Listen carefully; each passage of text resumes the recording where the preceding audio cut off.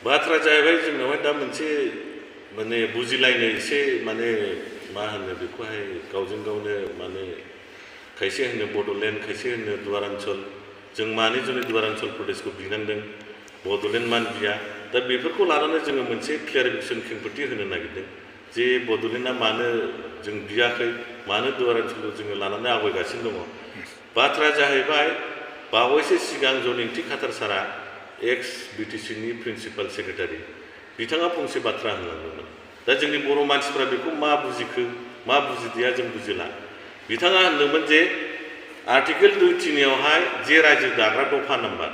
बे article 2(3)आव tribal बिलागत कारणे एको कथा लिखा हुआ नाय होनना बुंदों बा लिखा नाय दा बे खोथाया सैथो बे खोथाया सैथो जे आर्टिकेल 2(3)आव ट्राइबेलफोरनि मोनथायनि जेबो एखुथायै लिरनाय गैया दा बे बाथ्राखौ बड'फानि उनाव बिमानि रावै गुवारै बुजायनानै होनो जुनै बर'फ्रा माने मावरिया गथ'फोर बादि जानानै थाबाय जिखिजाया खायसे बुजिनो नाजादों बाथ्रा जाहैबाय आर्टिकेल 2(3)आनो जाहैबाय नोंनिया आलादा रायजो इउटि दाग्रा दफा बेवहाय एखुथायै ट्राइबेलफोरनि बा नन ट्राइबेलनि बा सोरनिबा जाति कमिटि बिसोराव जेबो बाथ्रा लिरनाय गैया बिनि इन्टारप्रिटेसनानो जाहैबाय इन जेनेरेल इनक्लुसिभलिसो दा बड'लेण्ड सोदोबा लिंगुइस्टिक बेसिसआव बड'लेण्डब्लाबो बिनि इन्टारप्रिटेसना बे जे बियो एक्सक्लुसिभलि मोनसे बड'फोरनि मोनथायखौ एक्सक्लुसिभलि एखुथायै मोनथायखौ बुजायो दा जों बेखौनो होनदों जुदि आर्टिकेल 2(3)आव ट्राइबेलफोरनि जुनै बा ट्राइबेलफोरनि एखुथा भाबैहाय जुदि मोनथायनि आलादा रायजो इउटि मोननायनि बाथ्रायानो गैयाब्ला भारत सरकारा जोंनो बोरै आलादा रायजो दानानै होगोन मानोना बर' राभा खासि जयन्तिया गार' मिसिं लालुं कसारि बेफोर ट्राइबेल सोदोब दा बे ट्राइबेल सोदोबखायनोथ' जोंनो माने बड'लेण्ड टेरिटरियेल काउन्सिल होदों बा नोङो राभाफ्रा ट्राइबेलखायनोथ' राभा हासं होदों थारमाने 6 सिडुल संबिधाना आलदा आरो आर्टिकेल 2(3)आ आलदा बिनि डिफारेन्सखौ बुजिनांगोन बिनि पार्थक्यखौ बुजिनांगोन जे ट्राइबेलफोरनि जुनै मा मोनथाय दङ बियो 6 सिडुलावल' दं 6 सिडुल काउन्सिल माबायाव 6 सिडुल संबिधानाव दा बे 6 सिडुल काउन्सिलनि जोबथा राजमुखुदानो जाहैबाय ट्राइबेलफोरनि मोनथाया बयनिबो जौसिनानो जाहैबाय सिंहासना 6 सिडुल एरिया बिनि गोजौ गैला जायनि जुनैनो 27 जानुवारि 2020आव जोंनि बिनिया ट्राइबेल सोदोबखाय एक्सक्लुसिभलि ट्राइबेलफोरनि मोनथायखौ एखुथायै बिनायखाय बे जिनिसखौ कमप्रिहेन्सिभ फाइनाल सलुसन टु दियार डिमान्ड्स होनना लिरदों नोंथांमोननि बिनाय बड'लेण्ड सोदोबा जे दिनैनिफ्राय फाइनाल एन्ड कमप्रिहेन्सिभ टु दियार डिमान्ड्स होननाय बाथ्राखौ लिरना हरदों दा बे बिथिङै नोंथांमोना नायनो हागोन मेघालया 1952 अट'नमास काउन्सिल मोनदों खासि जयन्तिया गार' हिल्सआ 6 सिडुलाव हाबखांनायनि उनाव जेब्लानाखि बिथांमोननो इउटि आलादा रायजो मोननो लुबैदों बिथांमोना गावसिनि बिमुंखौ दोनथ'लायनानै एक्सक्लुसिभलि खासि जयन्तिया गार' हिल काउन्सिलखौ दोनथ'लायनानै मानोना आर्टिकेल 2(3)आ ट्राइबेलनि खोथा लिराखै दा बे आर्टिकेल 2(3)खौ फल' खालामनायनि जुनै बिथांमोना इनक्लुसिभलि मेघालया बिमुङै बिथांमोना रायजोखौ दानानै लानांदों बे मथे मेघालया माने जोमैनि रायजो एबर्ड अफ स्काइ मेघालया माने बादलंगि निवासि बा रायजो एसामिसाव बुंनो थाङोब्ला मेघर रायजो बर'नि बुंनो थाङोब्ला जोमैनि रायजो बे रोखोमैसो इनक्लुसिभ सोदोबै जायो जेनेबा बर'फोरनियावबो ट्राइबेलफोरनाव इनक्लुसिभ सोदोबफोर दङ जेरेखम हमना लादो क'क्राझार चिरां जमदुवार नारखोबिल थुक्सिबिल बाथाबारि गयबारि औवाबारि बेफोर सोदोबफ्रा इनक्लुसिभ दा बेखौ खालामालासेनो जोंना बड'लेण्ड जेब्ला बिनो थांबाय बियो बड'नि अधिकारखौ एखुथायै मोनथायखौ बुजायो बड'लेण्ड माने मा बड'लेण्ड हा बड'लेण्ड रायजो बड'लेण्ड गासिबो दा बे रोखोम अधिकार माने प्राप्त खालामनो थांनायावहाय एक्सक्लुसिभ जानायाव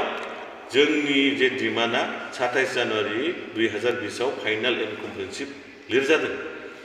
लोगोसे जाहैबाय नोंना बड'फा उपेन्द्रनाथ ब्रह्मआथ' न'खर रायजो सोरजिनायनि बाथ्राखौसो होनलांदोंमोन जे लामाजों थाङोब्ला जे न'खर रायजो सोरजिनायनि सिमाङा जाफुङो बे लामाजों जेरैखियालाबो सोलो बोलो बाहायनानै जोबथा सोलो बोलो बाहायनानै जेरैखिब्लाबो न'खर रायजोखौ सोरजिनांगोन दा ओंखायनो जों होनदों नैबे दुवार ओनसोल कनसेप्टआ हिस्ट्रिकेलि लिंगुइस्टिकेलि कालचारेलि बियो इनक्लुसिभ बेखौ गासै जाति भाषा धर्मनि मानसिफ्रा अबजेक्सन होनो हाया बा एक्सेप्ट खालामनो हायो दा बेबादि रोखोमैब्लासो दिल्लीया आर्टिकेल 2.3 मथे एक्सेप्ट खालामो मानोना आर्टिकेल 2.3 1956 आवनो एमेन्डमेन्ट जादों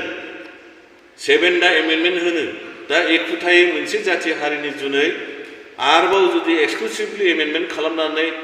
सोरनोबा गोदान रायजो दाना होनांगौब्ला दानि गोदोनि 500निबो बांसिन फ्रेन्चनि स्टेटफोरजों लोगोसे आरो बिभिन्न भारतनि 1500निबो बांसिन लिंगुइस्टिक लाइननि सुबुं माहारिफ्राबो दावराव जाफाजोबगोन बे बिथिङै भारतआ मालाबाबो बे रोखोमै आलादा एक्सक्लुसिभलि रायजो दानानै होनो हाया दा ओंखायनो जों बुंदों नैबे दुवार ओनसोल प्रदेश बा डिजिपिनि जे कनसेप्ट बेनो थार लामा दिल्लीसिम सहैगोन आरो जोंनि मोनथाया थाबनो जाफुंगोन